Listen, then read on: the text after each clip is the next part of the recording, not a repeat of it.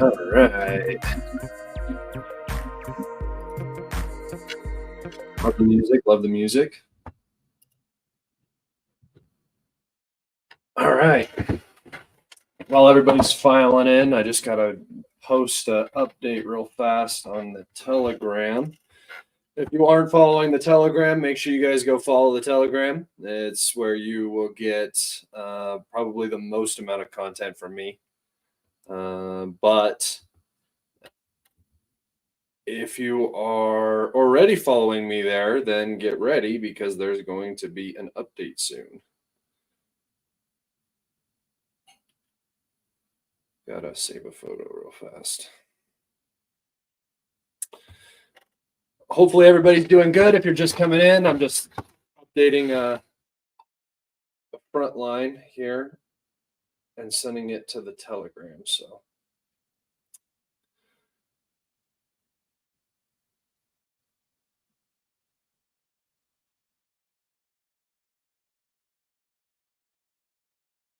all right. Get in here, everybody. Get in here. We'll get started in just a second. Oh man. Hope everybody's doing good today. I have had a long day, so I am tired. And if I fumble over my words at some point, please forgive me. I wanted to come on and do a stream though because I haven't done one in a day. I didn't do one on Saturday, so I need to do one because a lot of stuff's happening. So let's just go ahead and get right into it. We'll move to Avdeevka first. Ooh, Avdeevka. Before we get started, let me just make sure everything's set up. Yeah. Okay. All right, let's get right into it here. Hope everybody's doing good. Yes, the cope has been fantastic. It's been unbelievable, some might say. It's getting to new heights. Even like, and it's funny because like the actual pro-Ukrainian crowd, the ones that actually are like Ukrainian and actually care about Ukraine and don't just use this as entertainment or whatever, are arguing with a lot of the NAFO as most of them, but the ideologically ridiculous human beings on this platform. So that's good to see. I'm glad even within their own information space, they're arguing and calling each other liars and propagandists and so on. It means something's going wrong for sure. We have some updates in the Robotny section. I had talked about a potential Russian offensive that was being rumored in this section. Remember, this is where the Ukrainian counteroffensive was primarily focused, where they reached Robotny. I'm going to show you guys what is actually happening in this region because there seems to be some confusion about what the Russian goal here is, what's going on. I don't necessarily know all of the Russian goals. So this is just my opinion. Take it as you will. But if you look where the Russians are pushing, if you guys remember, there is a defensive line that the Russians had built and then previously abandoned that runs basically like this, right?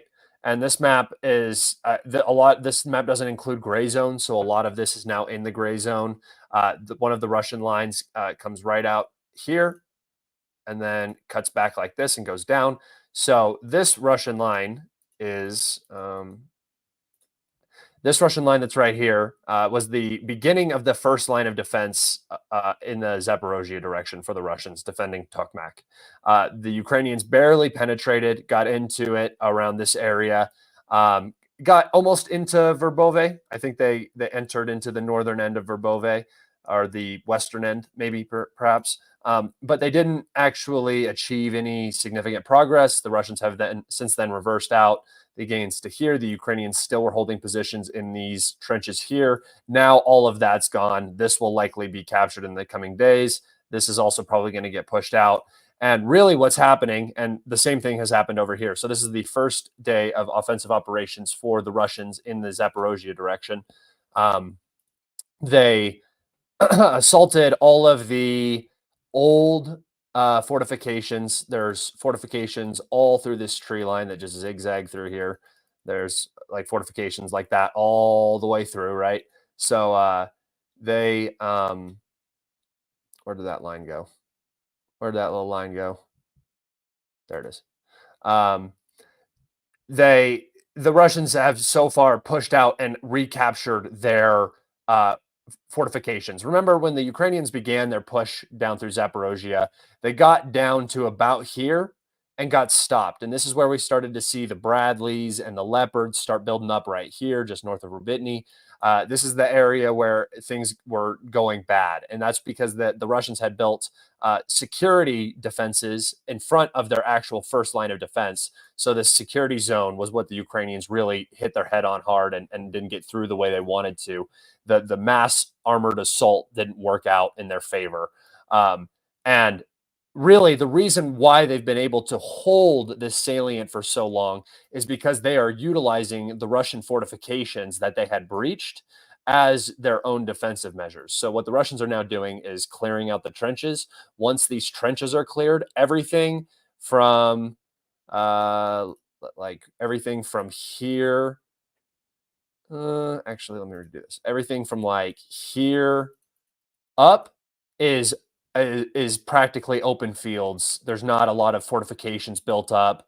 I don't think the Ukrainians spent a lot of time building fortifications in this area after they had their minor success down here. So once they're knocked out of the Russian fortifications, they're basically going to get rolled back up to the May 2023 lines, which is something like this, something like that. Yeah, right. It doesn't have to be perfect, but uh, and what I believe the Russian goal is to do, what they're trying to do here is just knock the Ukrainians out of their defensive structures, so that any pressure in this direction is basically alleviated. Right, the Ukrainians will have to mount a whole nother summer offensive basically to recapture what they lost. I think that's primarily the Russian goal. It also is. From a morale standpoint, devastating that this was all of your work over the summer. Thousands of Ukrainian lives, hundreds of vehicles were lost. Probably tens of thousands of Ukrainians actually were lost.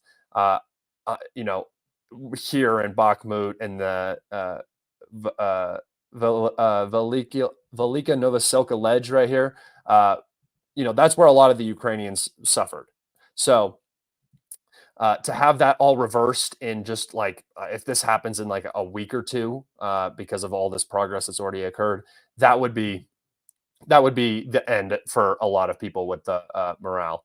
Thank you for the updates and the good news. Yeah, no problem, man. Thank you for hanging out and watching. Yeah, so that would be a morale destroyer. I mean, that's pretty apparent. But also, the Russians would like to. I think the maximum Russian goal for this offensive right here, right now, would be securing Orikhiv. I think if that occurs and they get access to these roads, they can start branching out in all of these different directions. They can begin to put pressure on Holypolye.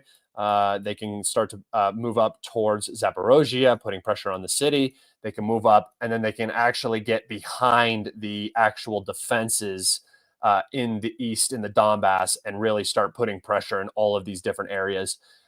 And what I'm beginning to think is that the Russians will. I don't think it's the right thing to do, but I do believe that the Russians will put a lot of pressure on Ukraine and then basically push for negotiations again. Really, really get like stick it home. I don't know what the Russian calculus is right now, but if I were them, I would put on as much pressure as I possibly could right now while things are in the balance. Really make it seem like there's no hope for the Ukrainians, and then get a negotiated settlement on your terms in your favor. I mean, that seems like the best outcome in the short term right now. If the Russians are already committed to a 2 to 3 year longer campaign, then who knows? But if the Russians are looking for an actual settlement to this conflict, the fall of Avdeevka, beginning to put pressure on the rest of Kramatorsk or the rest of the Donbass, and beginning to put pressure on other cities like Zaporozhye, perhaps Kherson again, doing all sorts of stuff across the map, really, really starting to get the Ukrainians under a lot of pressure. I think that's the way that the Russians should go about it. Will they do that? I don't know. But let's go over to Avdeevka to talk about the update over here. So obviously, you guys know, if you follow me, and you've probably heard, the city of Avdeevka has fallen to the Russians. It has been captured. So this is now all Russian territory. There was a withdrawal. I'm going to go ahead and say withdrawal, because basically at this point right here, when the Russians had captured this territory, it was too late for a withdrawal. Right? It was the time had passed. The Russians were already branching out into these tree lines, and then the Ukrainians finally withdrew, with the Third Azov Brigade acting as a deblocking and keeping the bottleneck open so that the Ukrainians could retreat. Basically, it was a rout. There was a lot of equipment left. They could only walk out what they could. There were no roads that were functioning very well. We saw a lot of Ukrainian troops walking out. You guys can see these videos on my Telegram or my Twitter. I'm not gonna show them here because that's just gonna get me striked. So you can watch dozens of Ukrainians walking out. I posted a video. It's about 3 minutes long. It's of the Russians driving out of Avdeevka. I don't know where exactly.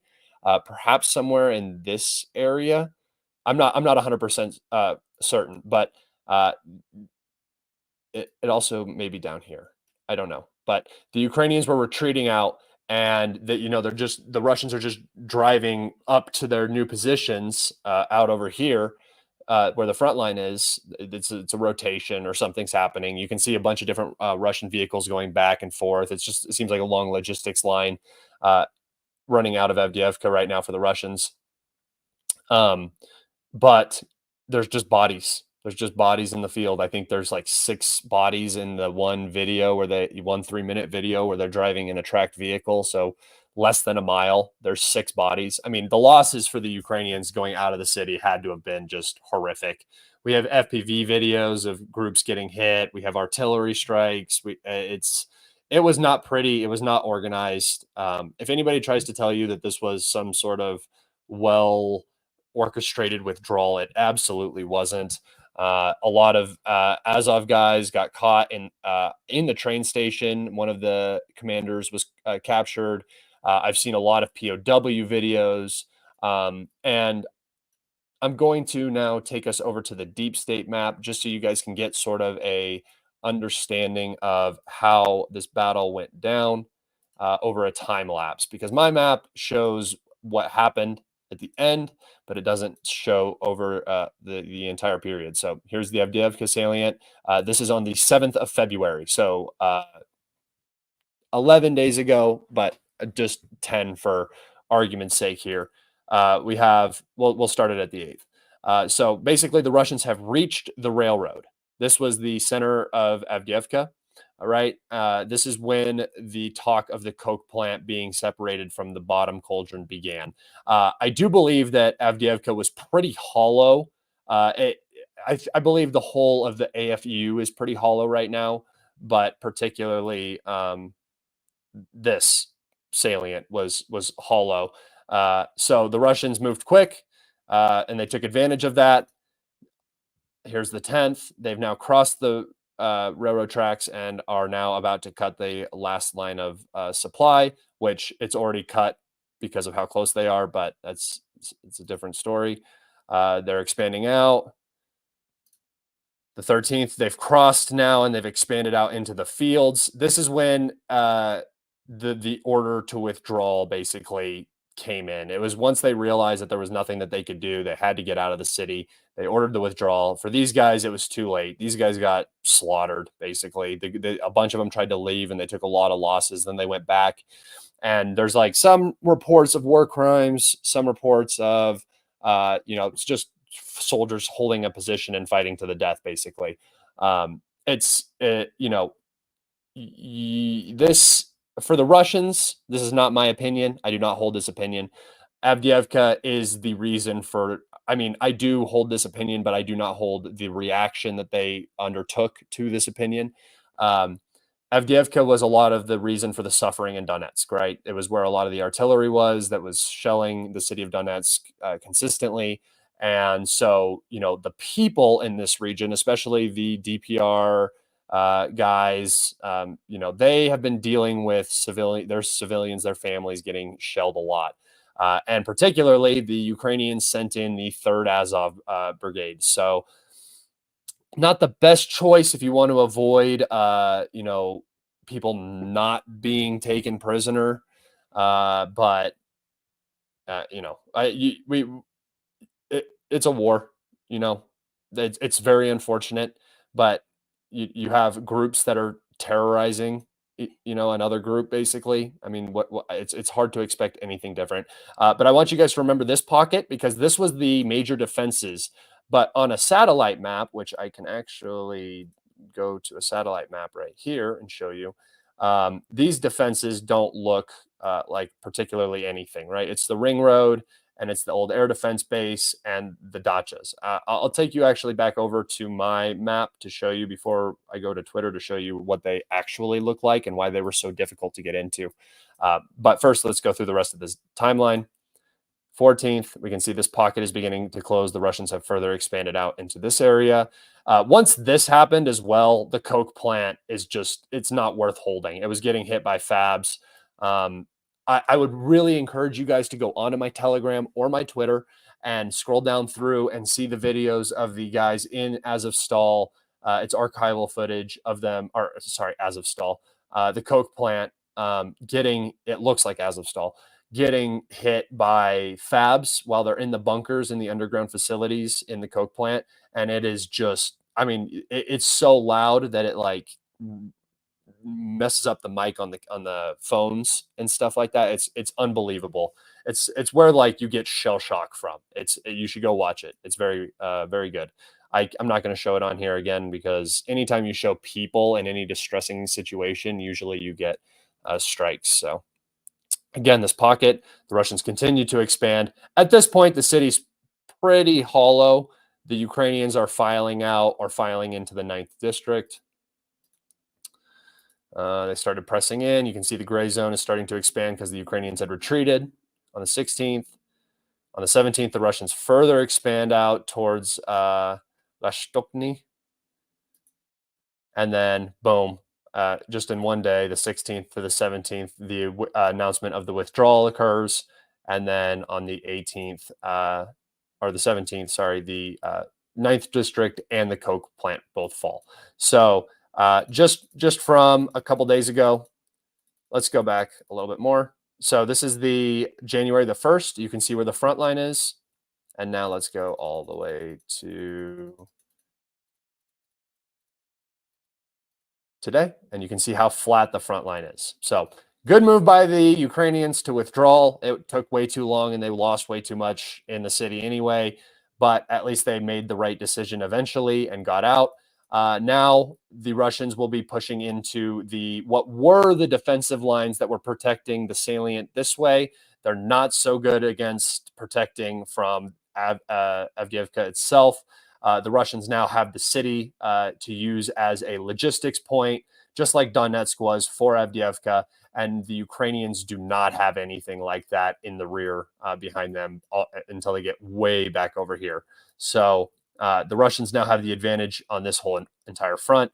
I expect progress to begin shortly for Berdichi, Stepove, Simkivka, Orlivka, Tonke, and Severne. Right, these settlements right here, and the front line levels out like right about there. Also, Pervomaisky will likely fall, Novelsky will likely fall, and then Novomihailovka will also fall. And then once that starts happening, I believe we can see a cascade in this southern Donetsk region. And then following that, if you were a smart individual, and I'm not putting a date on this either. This is just like in the future, this might happen. You would take this highway and start putting pressure on this entire southern Donbass region, forcing retreats from this whole area. I believe that we could see a lot of movement in this southern sector very soon. All right. I'm going to take us back over to my map just so I can show you the situation. Where was I going to look? Oh yeah, in Avdeevka. So right here, you come down and you look at this, and it's nothing, right? It's you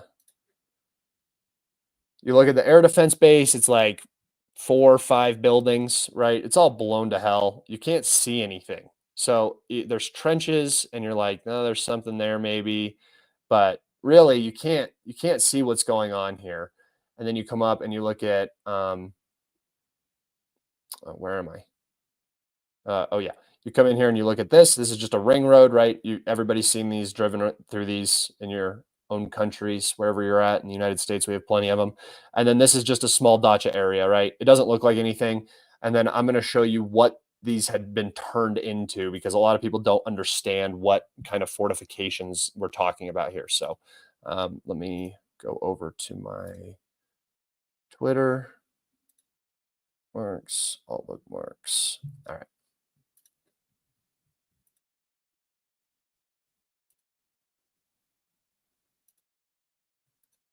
All right. So this is just funny. I just wanted to bookmark this one so you guys could see it. Mr. President, the Coke plant has fallen. That's just some humor. And if anybody knows what this scene is, it's Bush being told that the second tower had fallen. So a good little edit by my man Area. I thought of the idea, but he did this work, so it's awesome. Here's the video of the Russians raising the flag over the Coke plant. Turn this on. No sound. Okay, turn it back down. So you guys get the gist there. They captured the Coke plant. Visual proof. And here is the old air defense base. So this is underground, right? This is underground. You can see all of this ammunition. They had like a refrigerator. It looks, yeah, it's a refrigerator for their food and stuff. They had a whole like town underneath these places. They had a whole comms set up. These are concrete walls you're seeing right here, insulated. Look at the chairs are all worn down, obviously, because these guys are coming in and out of combat all day. They're dirty. But you can see they were charging all their walkies and everything. They had their computers. Here's a longer, you can see they have hallways. They have these big rooms with these big doors, big metal doors. So these were structures underneath the ground. They had a bunch of ammunition. Look at all these RPGs and everything. They were able to hold out in these areas for a very, very, very long time. So when you're talking about, oh, why did the Russians take so long to get through there? You guys have to remember that they are practically trying to fight through like bunkers. Like you can drop bombs on them all day. They're going to be fine in there, right? And I'm sure they did. And it might disrupt them a little bit, but that's why you're in a bunker, is to be safe. So I think that's all I had to show you guys today. Let me see. Let me just make sure. Oh yeah, there was one more thing. The GUR, which is the Ukrainian Special or Intelligence Agency, announced the commencement of an active phase of an information operation by Russia named Perun, Perun, Perun. As part of this operation, Russia plans to engage foreign journalists, media figures, and bloggers to justify their aggression against Ukraine and present the situation from perspectives advantageous to the Kremlin, which is just Ukraine saying, get ready for Russian propaganda, which is funny. I have not yet been enlisted, apparently. I'm not a good enough Russian propagandist, which I've been called about 45 times today. So, got to do a better job if I want to get paid those big old ruble bucks, but nope. So they're talking about the Russians starting a propaganda phase, but really what it is probably is that the Ukrainians are getting ready to make a lot of very, very unpopular decisions and look very, very incompetent on the battlefield as the situation gets worse and worse and worse. So basically anybody now who can come out and say, hey, look, things aren't going great for Ukraine, this isn't going well, this, that, and the other. Tucker Carlson is part of this psyop. I'm part of this psyop. Jackson Hinkle is part of the psyop. Everybody's part of the psyop. New York Times is being enlisted by the Russian government. Yeah, so yeah, I know. 45 rookie numbers. Got to get them up. I'm trying, boys. I'm trying. Give me some questions. Throw up some questions in the chat. Let's go. That's all I had to show you today. We got more. Well, we have more coming tomorrow. Monday is always a busy news day, so there'll be a much more in-depth video tomorrow for sure. Live stream tomorrow. But questions, get your questions in.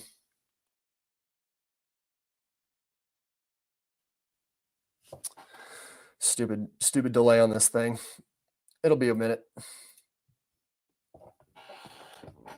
Do a show with the Duran. Hey, go tell them that, man. They're so busy. And I'm not really in their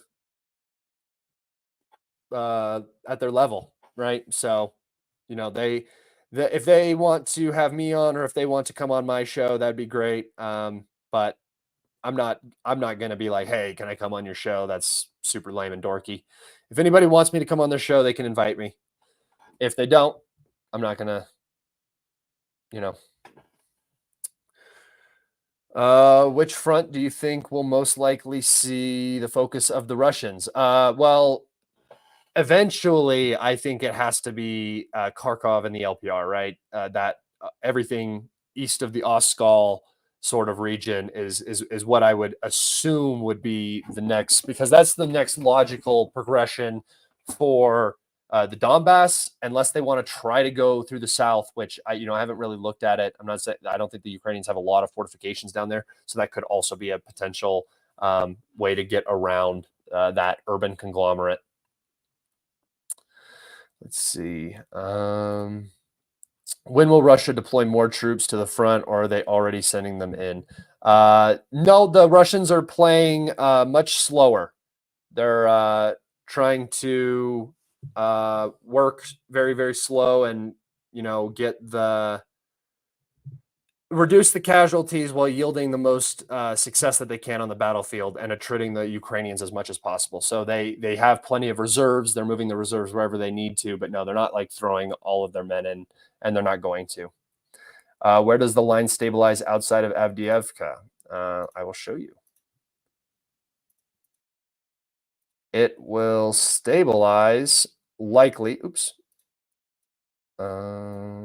right along this.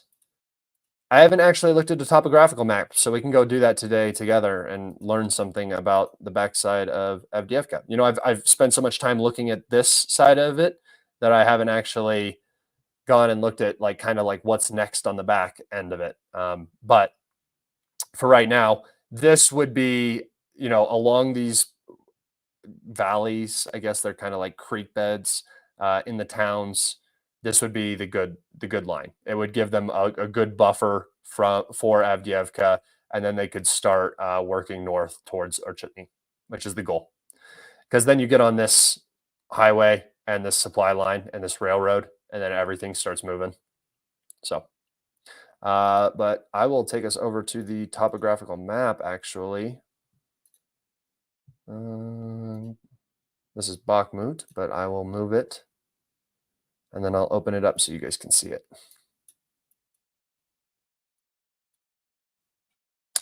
Donetsk, Avdeevka. All right, here we go. So, oh wow, this looks horrible. Oh my goodness. Okay. Let me exit that real fast. Go over to the studio. Present. Pop. All right, here we go. So we have, here's Avdeevka. Here's the towns that I just outlined. You can see how this is down in a valley. And look at how bad the Ukrainian positioning back here is. Back behind. This is like the high ground. It's up at, I guess it's close to 2,000 feet some places back over here. But over here, around 900, right? And then down here, we have 200s back in this little valley down here. So really behind Avdeevka, there's not a lot, but you can see exactly where I said. And this is so funny because I didn't know that it was happening here, but you can see that the Russians are going to follow the line up Orchitny because that's the goal, and then follow it, and you can just see it just kind of follows the high ground all the way. Yeah, if you ever want to know what the Russian plan is, find the high ground. That's sounds like a Star Wars thing. We'll be careful. Let's see. And then down here, there's not much high ground down here. Yeah. Just trying to see where they might go. Oh well. I hope that is some insight for you guys. Go use this too. It's just type in topographical map of Bakhmut and you can go mess around and learn stuff yourself. It's very important to go learn. There was a gathering north of reinforcements. The idea was to serve as protection for a retreat, not unplausible. Yeah, no, the the 3rd Azov Brigade was brought in, but they weren't used on the north. They were injected into the coke plant and into the 9th district to keep everything open so that the Ukrainians could do some sort of retreat. Here we go. Do you feel the Russians can negotiate an agreement with Ukraine that would permit them to take Odessa? That would be a surrender, right? I mean, negotiations at that point, if you're giving up more territory and it's not just agreements with NATO neutrality or something like that. Because right now, the way I would see it is if the Ukrainians went to the table right now, barring their demographic collapse and their economy and everything, obviously those are, but I'm talking about just today. The best way that the Ukrainians could come out the most well off is by going to the negotiating table, completely cutting ties with the US, opening up relations with Russia again, which is never going to happen with the current regime. Obviously, this is just a complete hypothetical. For Ukraine, though, what the best that they could do is try to stop the lines where they are right now and agree to as much as they can to maintain as much of their country as they can. If they get landlocked, it's over, right? If they lose Kharkov and everything basically east of the Dnieper, it's over. They have to either fight or surrender as soon as possible, and it seems like they're going to go with the fight route. So, question: were there any AFRF advances in the northern region of Ukraine? No, there have been almost no advances. There have been some up in the LPR towards Yampolivka and Turney, but those are really just sort of minor advances, just like 100 meters, 200 meters, so nothing notable. Hey, Scott. Just want to say, really enjoy your videos. Greetings from Denmark. Guys, I love you. I love you guys. You're awesome. I love these messages. These are so cool. It's so cool that there's somebody in Denmark watching me talk about Ukraine. How wild is that? The internet is such a cool place. You know, it always seems like really lame that you're on the internet, like, you know, terminally online or whatever. Even I make those jokes. But I've met some of the coolest people I've ever met in my entire life. People from all sorts of different cultures and backgrounds that I never would have met.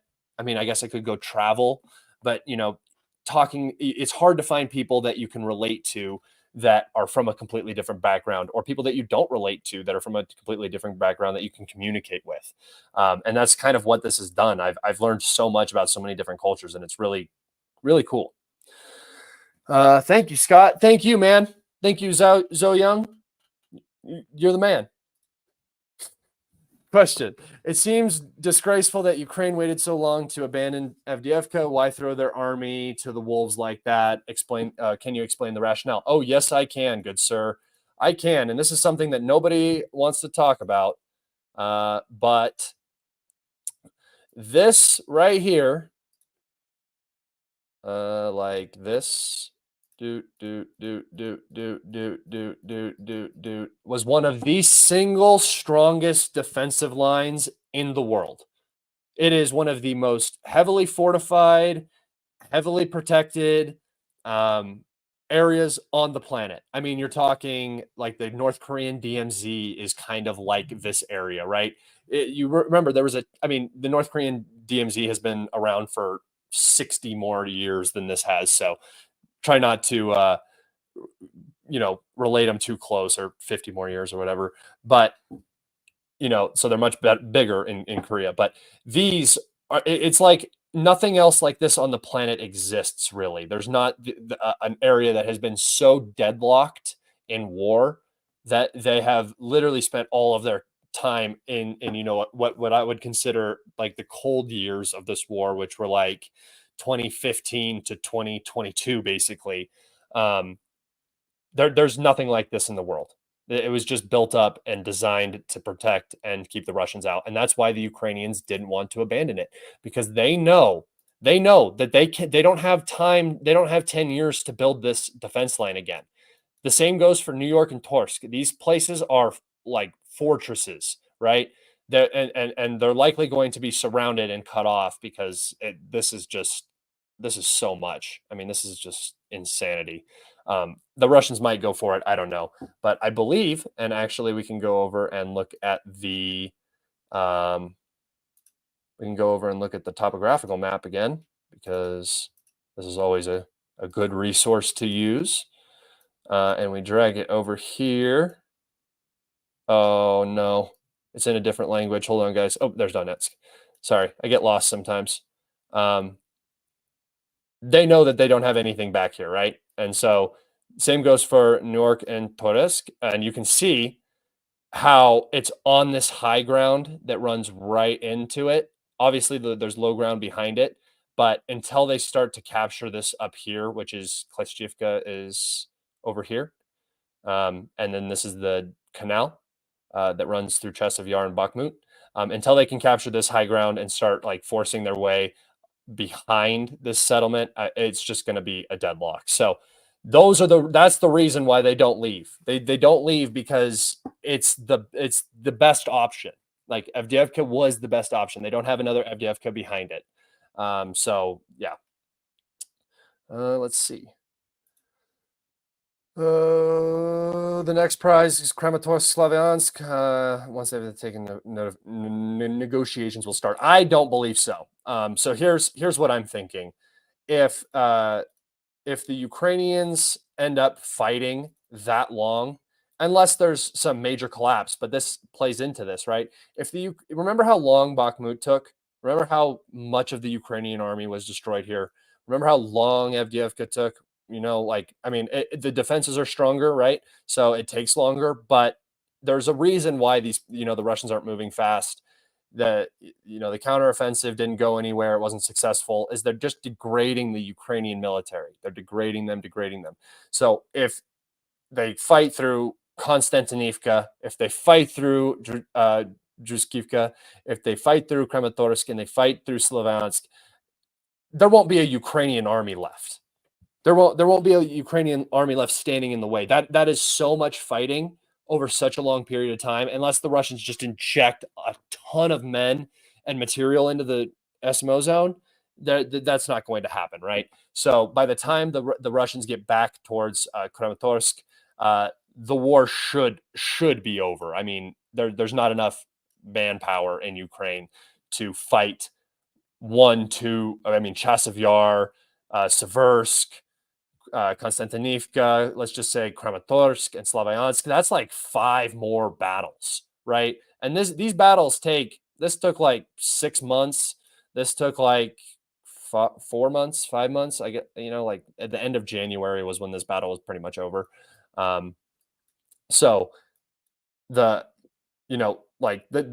won't be an army by the time it gets back here. And this is what a lot of people talk about when I talk about Odessa, and I say Odessa will never be taken by force, right? Because the Russians are not going to launch an amphibious operation. That's suicide. There's literally no point in that. You only do amphibious operations when you have no goddamn choice, like Normandy. Like they had nowhere else to land. They were in Italy, but they weren't going to be able to get out of Italy, so they had to open up another front in Normandy. And it was, they lost a lot of men. It's a very high risk thing, and it was very successful. And it's one of the most like infamous days of U.S. military history is D-Day, right? That's what Odessa would be. And the Ukrainians have FPV drones and anti-ship missiles and sea drones and all of that stuff. it would just be an absolute catastrophe, right? So what I talk about is the Russians are going to have to battle through Kherson, Nikolaev, and then over down to Odessa. That's three huge battles. I mean, this is just a massive amount of territory. If the Ukrainians are actually defending, then the war will end with Kherson or Nikolaev, right? It will never reach Odessa. Odessa, I've always said, if it goes to the Russians ever, it will be within a negotiated settlement because just fighting that far. I mean, you're seeing how degraded the Ukrainian army is getting in these areas, right? Unless they fully retreat and the Russians just walk in, there won't be a Ukrainian army standing, and that's what the Russians want. That I mean, that's if a negotiated settlement can't be reached, there just won't be a Ukrainian army left, right? That's the goal. Let's see questions. I'm sorry if I missed your questions, guys. Remember, if you do super thanks or super likes, I'll actually see them and put them up and answer them. I do it with all of them, but I'm cutting back and forth between my stream and my tabs for my other stuff. So if I miss your questions, I'm really sorry. Just remember, my DMs are always open, Twitter and Telegram. You can go and just ask me questions through those resources as well if I miss your question and you're very, very curious as to my answer. $1 billion US dollars in greenbacks could buy you a few hours. Yeah, that's basically what the Ukrainians are looking at.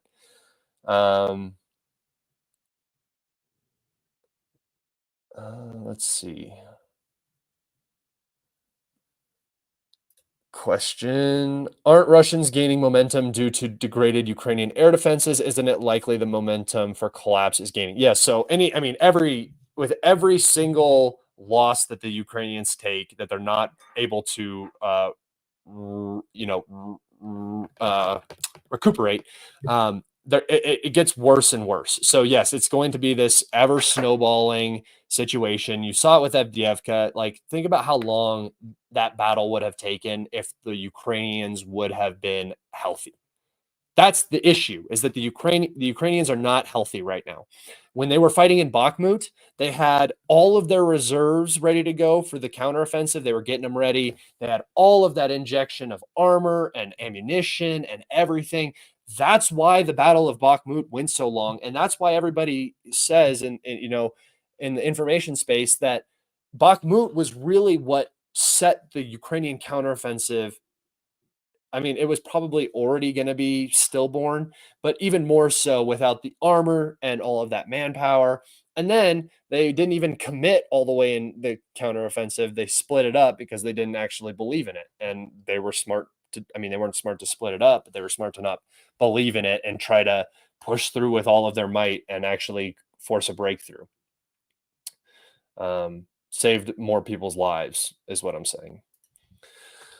Oh, here we go. How many Ukrainian battalions are left? We keep hearing Ukrainian chatter about 300 units where they changed into anti-tank. Yeah, that's that does happen. I think what you're referring to is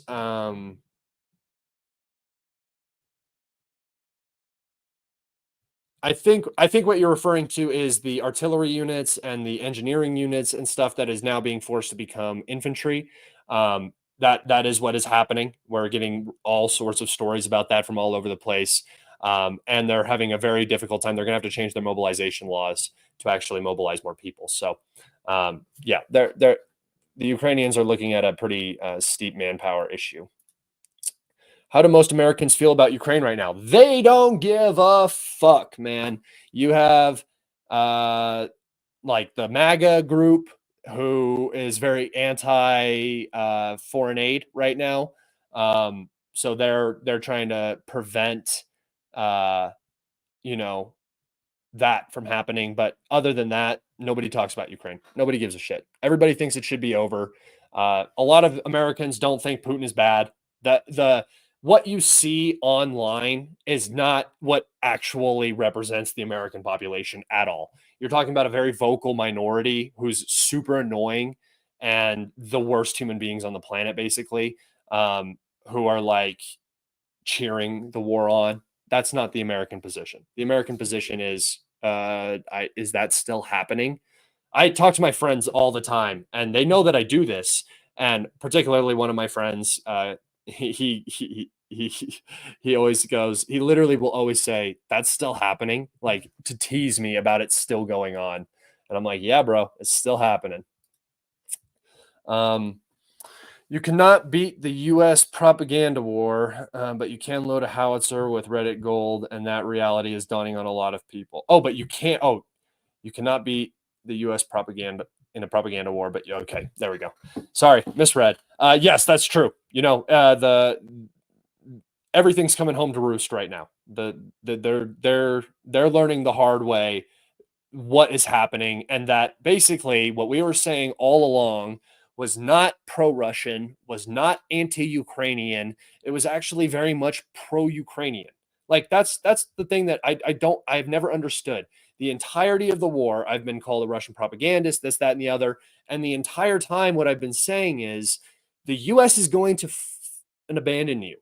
They did it with the Kurds. They did it with the South Vietnamese. They'll do it with the next proxy as well. This is just what they do. The ANA, they just left them, right? This is what the United States does. This is their MO. They did the same thing with the Syrian rebels. Is that the Kurds? I guess kind of. There's like different groups of Syrian rebels, and so it's just a mess. And all that propaganda, all of that PR, the cranky operation for Ukraine, the holding Bakhmut to the very end, everything has just contributed to this necrosis, I guess, of the image of Ukraine, and people are still lying to themselves, bro. I've had people telling me that 47,000 Russians died in Avdeevka, bro. What? Where? The U.S. State Department came out, or maybe it wasn't the State Department. I think it was the State Department came out and said that they estimate that the Russians, or maybe it was the minister, or not the Ministry of Defense, but the Secretary of Defense, I don't know, came out and said that 315,000 Russian casualties had been incurred throughout the entirety of the war. At a 4-to-1 ratio, that's like 70,000 people total. At a 5-to-1 ratio, which is more likely in this artillery war, where people are just getting shrapnelled all the time, you're talking maybe 5-to-1, and that would be like 40 to 50,000 Russians have died in total. And then you have 200,000 wounded in action, and that lines up perfectly with Arizona, who does the open source Russian casualties, where they find people who have died via social media and put that out there. So, you definitely cannot win a kinetic war with propaganda. All right, let's see. Another question here. Do they not realize Russia has crushing advantage in every conceivable category? I don't know. I've been trying to tell them for 2 goddamn years, bro. You are right in line with me. I have been trying so desperately to get this message through. The Russians have an artillery advantage, an aviation advantage. I've made almost 100, over 100 episodes of Kalibrated now, which live streams counted as episodes. And nobody wants to listen because I am perceived as an enemy. We are perceived as an enemy. I made a post about this yesterday.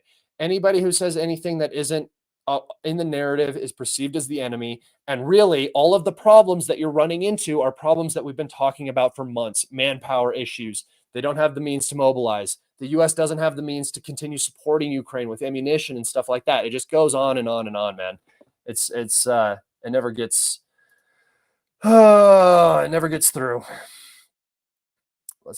People forget that behind Russia, there's another Russia that constantly builds shells, planes, tanks, etc., etc. Yeah, there is. The U.S. is not doing what the Russians are doing. The U.S. isn't doing for Ukraine what the Russians are doing for the Russians. That's exactly true.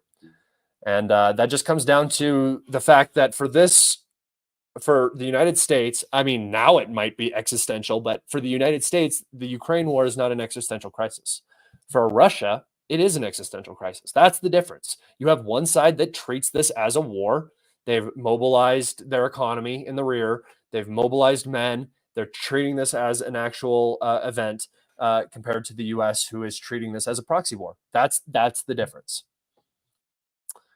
Question. Do you have a Twitch stream for gaming, or have you thought about making a second YouTube channel for this? I'd be interested in watching you play some games you mentioned before. Bro, am I going to just morph into a streamer? I've had so many people ask me this. Yes, I'll play video games for you guys, I guess. I don't know. I can do that a couple days a week or something. If people are interested in that, I don't want to do it just to do it, but I do play video games, so we can get on and do some of that. Maybe make a second channel for that. That might be interesting. If you guys are about it, let me know in chat. Yes, Y for yes, N for no. If you guys want to see that, we'll see how that goes.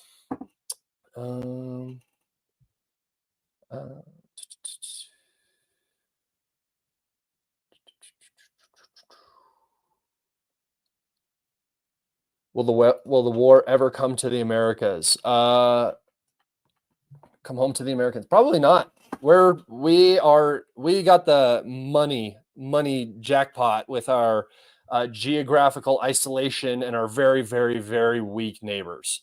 Mexico is nothing. Canada is our vassal, so it doesn't matter. And I know Canada is actually Britain's vassal, but Britain is our vassal, so it's like a Russian nesting doll. Kind of just hops into each other. Yeah, play games and give us news updates every 2 hours, bro. Yes, no. Only play Need for Speed. That'd be lit. All right. Well, it wouldn't be on this channel, so you guys wouldn't be forced to watch it, by the way. I'm seeing enough yeses that I might do it. I'll think about it. Halo or Gears of War? Dude, both. I mean, Halo for me, I was an Xbox kid, so Halo for me. I played Halo 1, Halo 2, Halo 3. I with my brother. I played Halo Wars, Halo Reach, all of them. So Halo definitely, but dude, I had some days on Gears of War, especially Gears of War multiplayer and horde mode. Gears of War was lit. So sorry, that's off topic, but thank you for the donation. Postal 2, I think you mean Portal 2. If there is a game where I get to be a U.S. postal man, I will definitely also play that. I don't know. Battlefield or COD? I think Battlefield is normally a better game. Have so much ADHD that COD is where it's at for me. Halo is trash, to be honest. Yeah, I mean, it's won a lot of awards and been a very popular game for decades. But hey, yeah, no, it's trash. For sure, bro, for sure. Just because you suck at video games doesn't mean the game is bad. All right. Do you think the Russians could take Kherson? Yes, I do. I think it's really a bad situation for the Ukrainians as is. I think what the Ukrainians should do is try to bait the Russians into coming back into Kherson and making it their problem again, positioning artillery outside of it and dealing with that. But that's more if you actually have the resources to do that. And I don't think the Ukrainians do right now. So, Witcher, for sure, bruh. I've actually never played Witcher. I've never got around to it. Question. Isn't closing Ukraine to the Black Sea essential for the Russians? Essential if you don't want Ukraine to exist as a state anymore, yes. Essential for the Russians to be successful in the future, no. What's going on with the Black Sea Fleet? The Black Sea Fleet is a old and very small portion of the Russian Navy. It is sequestered in a small sea. They're connected to other seas, but and the Russians they just replaced their Black Sea Fleet commander, so hopefully things change. But they're not even really a part of the war. The missile ships are maybe, but they don't even really launch that many calibers anymore. It's just not how they utilize their military. So the Black Sea Fleet does nothing and is getting the brunt of Ukraine's attention. And I don't know. I'd rather see every single ship in the Black Sea Fleet get hit by Storm Shadow cruise missiles and scout missiles and all that than really important HQs or ammunition dumps or stuff like that. let them focus on the part of the war that they can win and just ignore it. Like that's that's what I think the Russians are basically going about. I mean, why would you not? Why would you care? It also gives you every excuse to keep doing whatever you want. Oh, we are worried about our national security. If the Ukrainians have access to the Black Sea, they will never stop sending drones at our ships, our commercial shipping, our civilian vessels, anything like that. Perfect excuse again. I mean, you don't want to get embarrassed losing ships, but at the end of the day, the Black Sea fleet didn't do anything before this conflict, and it's not going to do anything after, right? I mean, historically, it did before this conflict, but not since the fall of the Soviet Union. Do you think Russia might use tactical nukes to end this war? No. That's the big L. If the Russians use nukes, that's how you know something has gone very, very wrong, or things have escalated to a point where they just have to use nukes, right? Nukes is a bad sign for a number of reasons, not just the global impact that would have, but that means that the Russians are getting to the point where they feel like either Putin feels like his regime is at risk, or something along those lines. That would be the only reason they would use nukes. If they use nukes, the Russians lost. That would make China recoil. That would make India recoil. Saudi Arabia, the global South. Nukes are not a good thing. You don't want to mess with them. You want to have them and threaten people with them. If people start giving the enemy that you're fighting long range missile systems, maybe say, hey, we have nukes. Just a gentle reminder. But yeah. Ukraine really has a fear of losing Odessa. I don't know. I don't know what they fear. I think that the Ukrainian government, the regime that's in place right now, is trying to stay alive. It's doing everything it can possibly do to stay alive, and it's not thinking about the future of Ukraine, obviously, with how it's sacrificing its entire population, and it doesn't care. It's selling off the country to the West. BlackRock owns so much of it, which is another reason I'm very curious to see what happens with the Russian advancements, because once again, you still want the United States to be a trading partner. I know that people think that Russia and the United States will be enemies forever, but give it 20 years, man. Things just have a way of working themselves out. People want to make money. That's how the world works. When do you think Belarus will be annexed? Why does it need to be annexed? I don't think it will ever be annexed. It's already under a nuclear umbrella. It can be its own nation state. It's under the very, very watchful eye of the FSB. And Belarus has its own FSB as well. So it's not the time to overthrow Lukashenko has passed with the whole Ukraine thing. It's gone. Belarus has nukes to protect its national security. So I don't think Belarus will ever be annexed, but it doesn't need to be. It's already basically annexed. It's a nation state, right?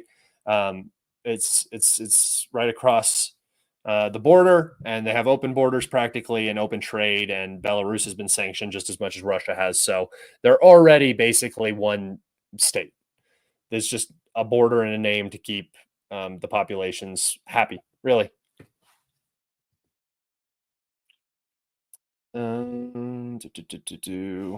Let's see.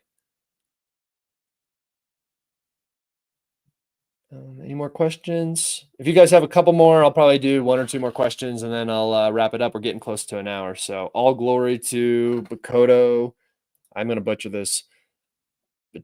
Batko, God Emperor of the glorious Union State of Belarus and Russia. Fantastic. Clown, you need to come on and do an episode soon. We should have Zag on too, since we didn't. Did we get to do an episode? I don't think we did, right? We got interrupted. Can you stream playing video games with Brian Berletic? That would be the dream stream right there. That's the dream stream. Somebody clip this and send it to Brian. We'll play video games together. The bald heads joining together for one gigantic video game stream. Let me know I'm down anytime. Yes, for sure, Clown. We'll do it. We'll do it probably this next week. Any reports about Abrams tanks? Yes, we've seen them close to the front line again. They haven't been utilized yet. We're still waiting to see if they're going to be utilized. I don't know, man. It's been a long time. They should have probably used them by now, but who knows? They're saving them. PR disaster in the making. Will the Russians go for Kharkov? Yes, I do believe that Kharkov, Zaporozhye, basically at least this much will be captured by the Russians by the end of this war. What's what on the other side of the river? I'm not sure, but I do believe that Kharkov is a Russian city. It's going to be captured, um, and probably more. That's my personal opinion on it. I don't know. Let's see. Are Ukrainians stupid and not see what's happening where this war is going? Hey, you didn't say it. I mean, I didn't say it. You said it. So I don't know. I've been screaming at him for 2 years. Been making YouTube videos, been trying to do stuff. I don't know. I'm trying, guys. It's hard though. All right. That's where I'm going to wrap it up. Thank you guys so much. Check in tomorrow, probably 2 p.m. Eastern Standard Time. That's when I like to do my streams, which is 12 o'clock my time, which is 5 o'clock somewhere. So everybody enjoy the rest of your Sunday. Please be safe. Please make it back to my next stream. I love you all so much. Thank you, everybody who donated. Take care, everybody. Be safe. Have a great day.